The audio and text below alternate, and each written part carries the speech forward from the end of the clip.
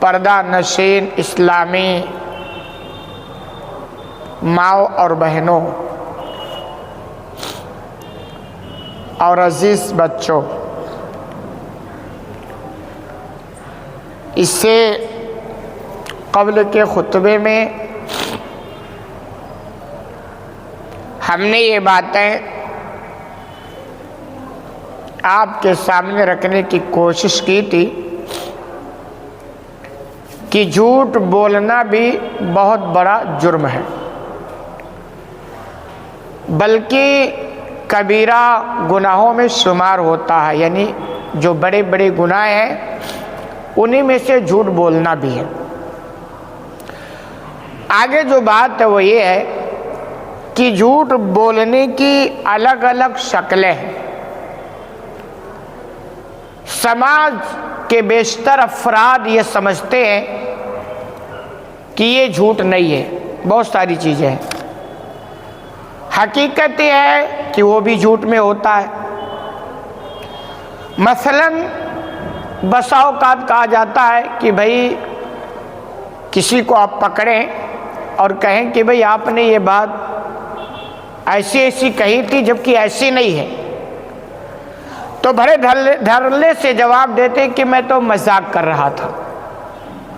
یعنی وہ یہ سمجھتے ہیں کہ مذاق میں جھوٹ چلتا ہے۔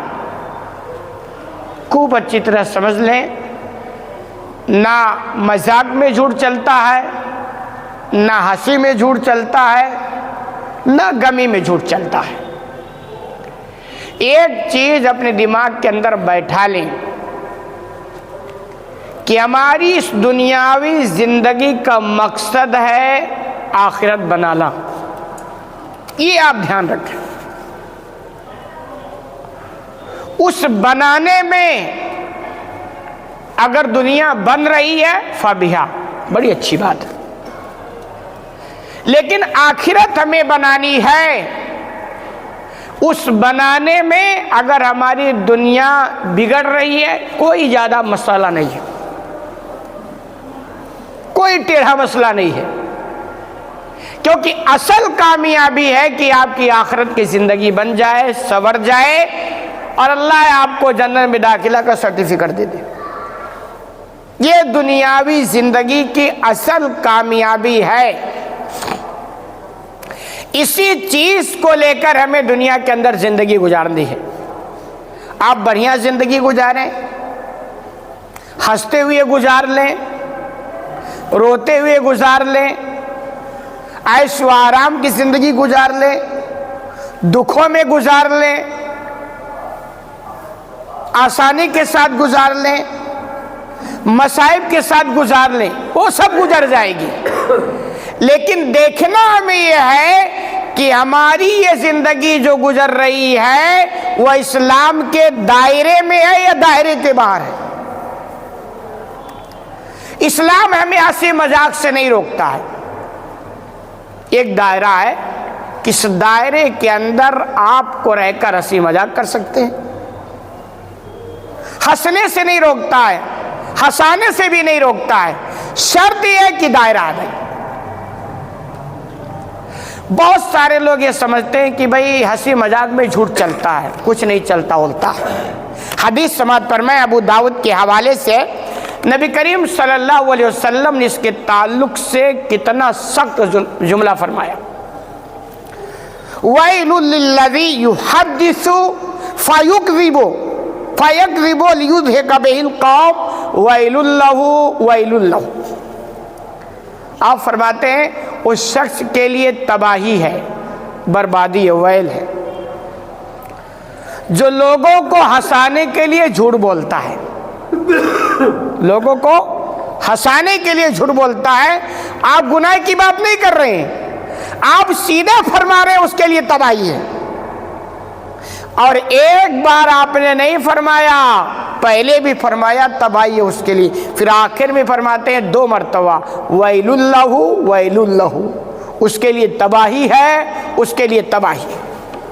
گویا اس حدیث کے اندر 3 مرتبہ یہ جملہ آپ نے فرمایا کہ اس کے لیے تباہی ہے، اس کے لیے تباہی ہے، اس کے لیے تباہی ہے۔ کس کے لیے؟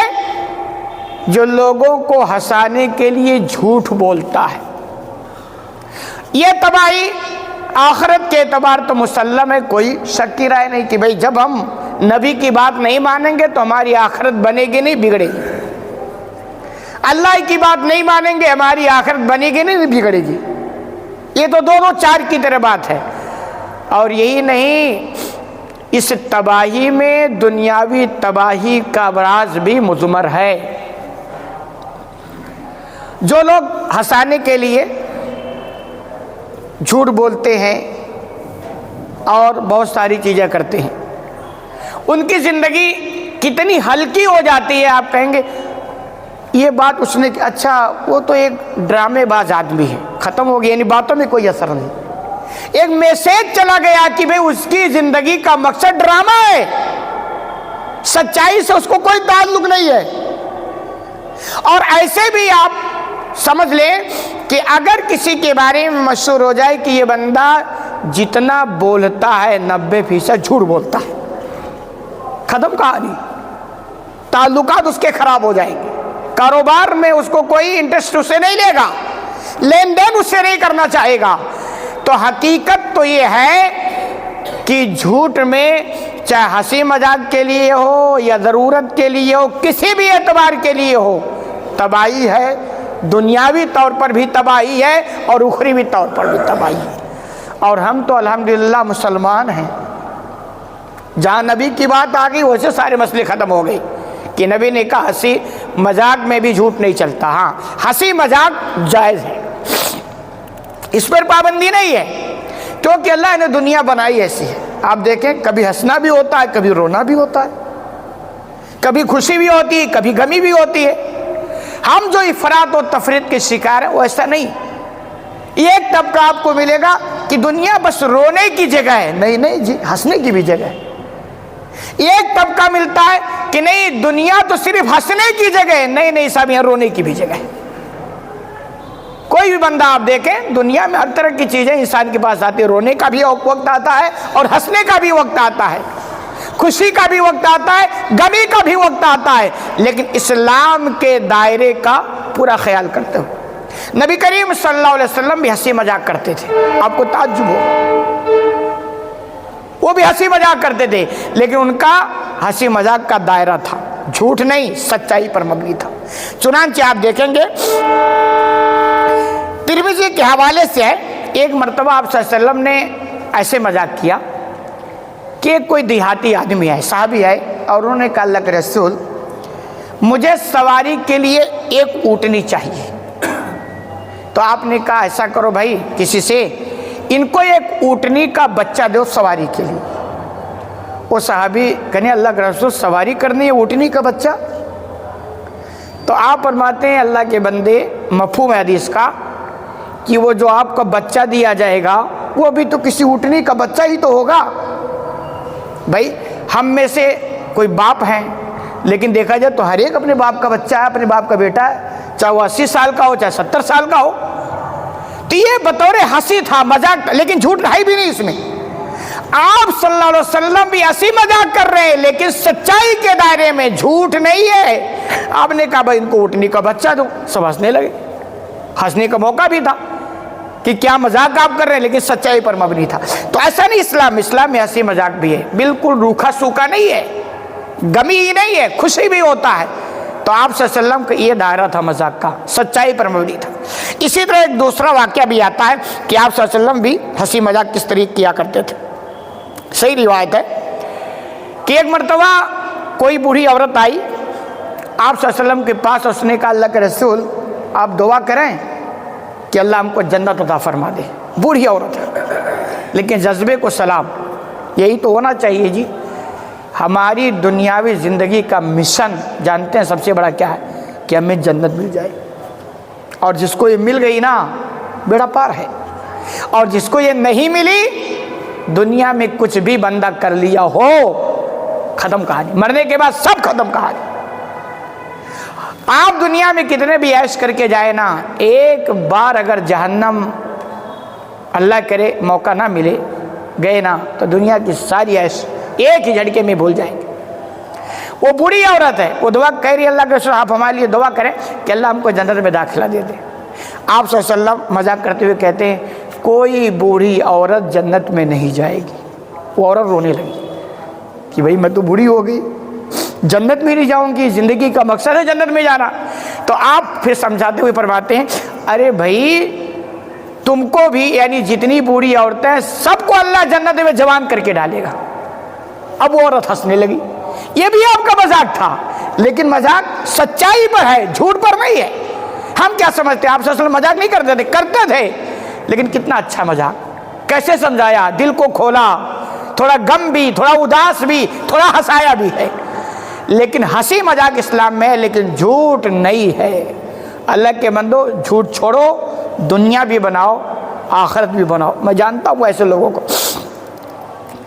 جو سچائی, جس کی سچائی کی شہرت ہو جائے, جس کے بارے میں معروف ہو جائے کہ یہ بندہ یہ سچ ہی بولتا ہے, اس کی زندگی بڑی آسان ہوتی ہے, اس کا لین دین آسان, اس سے کاروبار کرنا آسان, اس سے تعلقات بنانا آسان. آپ دیکھیں فلاں آدمی ہے, سچا آدمی ہے, آدمی نو ٹینشن ہو جاتا ہے, اس کے قریب جانا چاہے گا, یہ نیچر ہے. اور ایک بار آدمی کے بارے میں مشہور ہو جائے آپ بڑا جھوٹا آدمی ہے, آپ کہیں گے یار دور ہی رہیں, یہ نیچر ہے. گرچہ آپ بھی جھوٹ بولتے ہوں گے لیکن جھوٹوں سے بچیں گے, یہ نیچر ہے.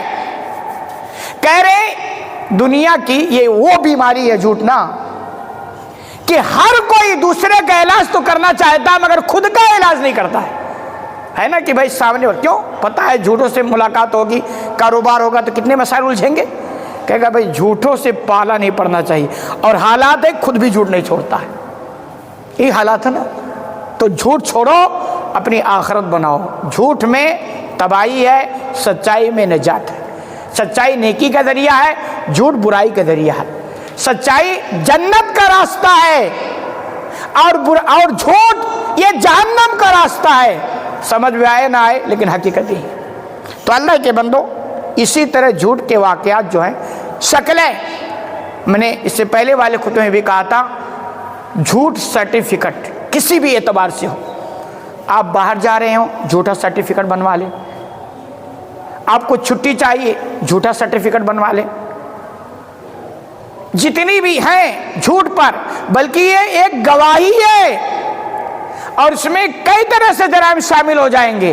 ایک جھوٹ اور ایک جھوٹی گواہی. آپ جو لکھ کے دیتے ہیں نا کسی کے بارے میں, آپ لیتے ہیں کہ بھائی چلے ایک سرٹیفکیٹ بنوا لیں, اور حقیقت میں آپ اس کے علاوہ ہے جو اس میں لکھا گیا ہے. تو لکھنے والا بھی مجرم ہے جو سرٹیفکیٹ بنا کے دے رہا ہے, اور جو بنا رہا ہے وہ بھی مجرم ہے, اور اس پر جو گواہی دے گا وہ بھی مجرم ہے. تو اللہ کے بندو زندگی صاف ستھری بناؤ. کیا دنیا بنانے کے لیے ہمیں آخرت بگاڑنی ہے, جھوٹ بولنی ہے.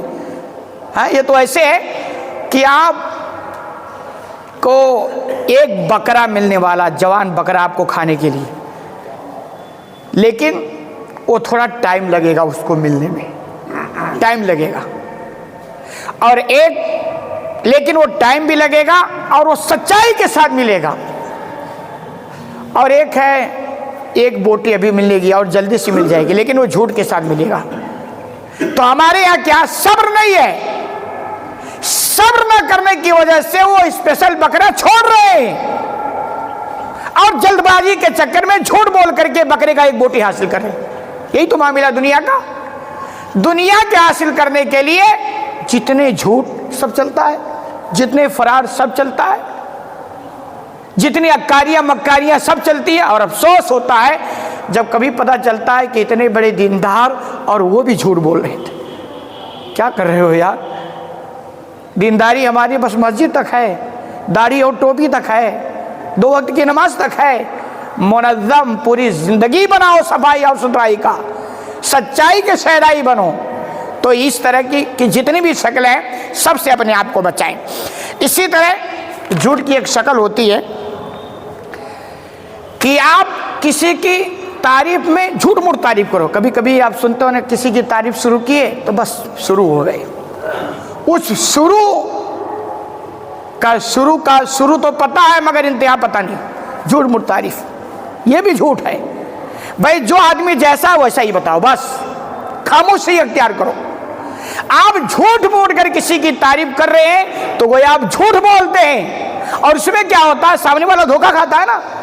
آپ نے کسی کے بارے میں تعریف کر دی جھوٹ موٹ، اور وہ ایسا وہ بندہ نہیں تھا، ہم نے سنا، تم نے کہا یار بندہ ٹھیک ہے، آپ کی تعریف کی وجہ سے میں اس پر بھروسہ کر لیا، اب تمہیں دھوکہ کھا گیا نا، تو آپ نے بےجا تعریف کی ہے۔ آپ واقعہ دیکھیں، صحیح واقعہ ہے کہ حضرت عمر رضی اللہ تعالیٰ عنہ کے سامنے کسی آدمی نے کسی آدمی کا تذکرہ کیا کہ وہ آدمی بڑا اچھا آدمی ہے، ایسا ویسا، بہت ساری تعریف کی۔ تو عمر رضی اللہ تعالیٰ نے کہا کہ کیا کبھی تمہارا ان سے لین دین ہوا ہے؟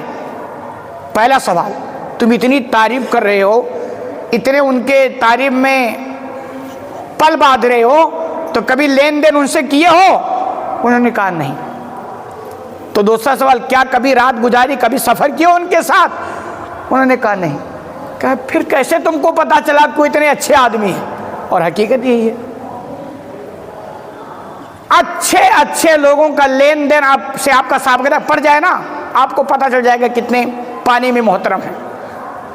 تو لین دین کے بعد نا پتا چلتا ہے، صاحب لے لیے تو لینا تو یاد ہے مگر دینا اب یاد نہیں ہے۔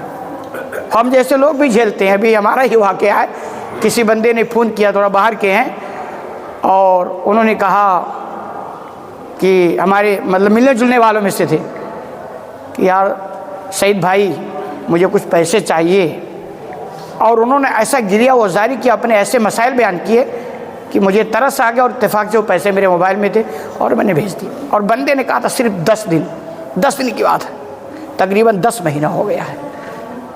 اور وعدے کا تو اللہ کی پناہ، یہ اس لیے بتا رہا ہوں، یہ اپنی مجبوری اپنی نہیں، یہ تو چلتا رہتا ہے۔ یہ بتانا چاہتا ہوں کہ ہم جیسے لوگ بھی محفوظ نہیں ہیں، جب کتنا چوکنا ہو کر زندگی گزارتے ہیں، محفوظ نہیں ہے۔ اب بندے کو جب فون کرو تو بس اتنا وعدہ، بس کل، اور ہر وعدے کا ہر دن جنازہ پڑھاتا بندہ، کوئی پتہ آتا نہیں ہے۔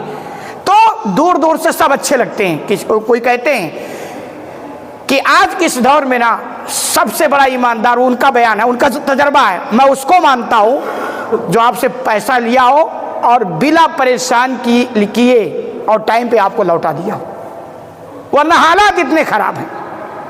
تو عمر رضی اللہ عنہ کہنے کا مطلب یہ تھا، کسی کے اچھا ہونے کی پہچان یہ ہے کہ ایک بار آپ لین دین کر لو، پھر پتہ چل جائے گا کتنا اچھا وہ آدمی ہے۔ اور دوسرا، کسی کے ساتھ سفر میں گزارا کر لو، ایک بار سفر کر لو نا، کیونکہ دیکھو جو بناوٹی چیزیں ہوتی نا، بناوٹی چیزیں، مصنوعی چیزیں، وہ چند گھنٹوں میں تو چلتا ہے، لیکن جب آپ 24 گھنٹہ کسی کے ساتھ رہ جائیں گے نا، تو آپ کو پتا ہوگا کہ یہ محترم باہر تو کچھ اور رہتے ہیں اور اندر کچھ اور رہتے ہیں۔ اسی لیے کہا تھا اگر کسی کی گھر والی کسی کی تعریف کر دے حقیقت میں کہ ہمارے محترم بڑے اچھے ہیں، تو سمجھیے کہ وہ مثالی شوہر ہے، وہ مثال، کیونکہ بیوی کے سامنے کوئی بناوٹی نہیں رہ سکتا ہے، دکھاوا والا کام نہیں چل سکتا، دکھانے کا کام چند گھنٹے چلے گا نا، وہاں تو 24 گھنٹے کا معاملہ ہے۔ تو عمر رضی اللہ تعالیٰ عنہ کہنے کا یہ معاملہ تھا کہ بیجا تعریف مت کرو اگر ایسا سابقہ نہیں ہوا۔ تو یہ بات ہے کہ جھوٹ تعریف کرنا، کسی کے تعریف میں غلو کرنا، کسی کو بڑھا چڑھا کے بیان کرنا، یہ بھی جھوٹ کی ایک شکل ہے، اس سے بھی ہمیں اپنے آپ کو بدلنا چاہیے۔ ہوتا کیا، کبھی کبھی اپنا مقصد ہم حاصل کرنے کے لیے، اپنی ضرورت پوری کرنے کے لیے شروع ہو گئے ہیں تو ختم ہونے کا نام نہیں، یہ بھی جھوٹ کی ایک شکل ہے۔ اسی طرح جھوٹی گواہی، یہ بھی جھوٹ ہے، اس میں تو ڈبل جرم نظر آتا ہے، ایک گواہی پلس جھوٹی گواہی، بھائی جھوٹ بولنے کا الگ گناہ ہے، اور پھر جھوٹی گواہی بول کر جو آپ کسی کا حق دبوا رہے ہو اس کا الگ جرم ہو جائے گا۔ الگ رسول صلی اللہ علیہ وسلم کی حدیث سے صحیح بخاری کے حوالے سے ہے، آپ نے فرمایا الا انبئکم باکبر الکبائر، لوگوں کیا میں تمہیں بڑے بڑے گناہوں سے آگاہ نہ کر دوں؟ آپ نے فرمایا بڑے بڑے گناہ نوٹ کرو، کبیرہ گناہوں میں سے، پھر آپ نے فرمایا شرک، بہت بڑا گناہ ہے شرک، جو چیزیں صرف اللہ کے لیے ہیں اس میں کسی کو شامل کروں، شرک کہلاتا ہے۔ تو آپ نے کہا شرک یہ بہت بڑا گناہ ہے۔ اور دوسرا فرمایا والدین کی نافرمانی، والدین کی نافرمانی، ہر اولاد کو چاہیے کہ والدین کی نافرمانی نہ کرے جب تک کہ وہ آپ کو اللہ اس کے رسول کی نافرمانی کا حکم نہ دے، کسی بھی اعتبار سے نافرمانی نہیں کرنا، والدین ہیں۔ کیوں؟ جس کو اپنے والدین کی قدر کا احساس نہیں ہے وہ اور کس کی کیا قدر کرے گا جی؟ والدین کی قربانیاں وہ ہیں کہ اولاد ان کا احسان کبھی چکا نہیں سکتا ہے۔ تو آپ نے فرمایا یہ بڑے گناہ ہے، شرک، اور شرک کے ساتھ جوڑ دیا والدین کی نافرمانی معمولی جرم نہیں ہے۔ اور آگے فرمایا الا و قول الزور الا و شہادت الزور، لوگوں تیسرا بڑا گناہ ہے جھوٹ بولنا اور جھوٹی گواہی دینا۔ شرک کے ساتھ جوڑا ہے آپ صلی اللہ علیہ وسلم نے اس کو، والدین کے نافرمانی کے ساتھ جوڑ دیا ہے کہ جھوٹ بولنا ہو یا جھوٹی گواہی دینا ہو، یہ بھی کبیرہ گناہوں میں سے آتا ہے۔ کیسے آتا ہے معلوم ہے؟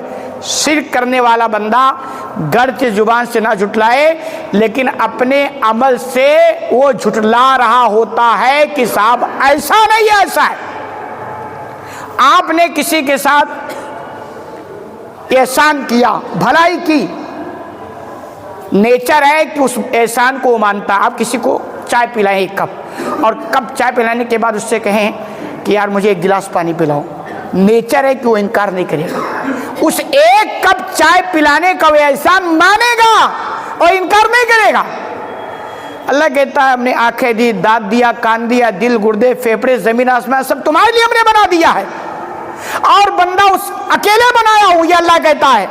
اور جب عبادت کی باری آتی ہے تو بندہ کسی اور کے در کا بھکاری بن جاتا ہے تو گویا وہ عمل سے جھٹلا رہا ہوتا ہے کہ اللہ یہ اکیلے نہیں تو کیا ہے، یہ عمل سے جھٹلا رہا ہوتا ہے، تو گویا وہ اپنے حالت سے جھوٹ کی ایک شکل بتا رہا ہوتا ہے۔ یہ والدین کے ساتھ ہے، والدین کتنی بڑی قربانیاں دیتے ہیں لیکن والدین کی نافرمانی کر کے وہ اپنے عمل سے جھٹلا رہا ہوتا ہے کہ جو آپ نے قربانی دی وہ قربانی نہیں ہے۔ یہی تو ہے، ایک والدین کی جو قربانیاں ہوتی ہیں اولاد کے ساتھ وہ معمولی ہے، لیکن بندہ ان کی قدر نہیں سمجھتا، ان کی نافرمانی کرتا ہے تو گویا اپنے عمل سے جھٹلا رہا ہے کہ حقیقت میں جو آپ بیان کرتے ہو وہ نہیں ہے یہ۔ اور اس کے بعد جھوٹ بولنا اسی کی شکل میں ہے، جھوٹی گواہی دینا اسی زمرے میں ہے۔ اتنا بڑا جرم ہے کہ اس جھوٹ کو یا جھوٹی گواہی کو اللہ کے رسول صلی اللہ علیہ وسلم نے شرک کے ساتھ جوڑا ہے، والدین کے نافرمانی کے ساتھ جوڑا ہے۔ اب ہم کہاں ہیں؟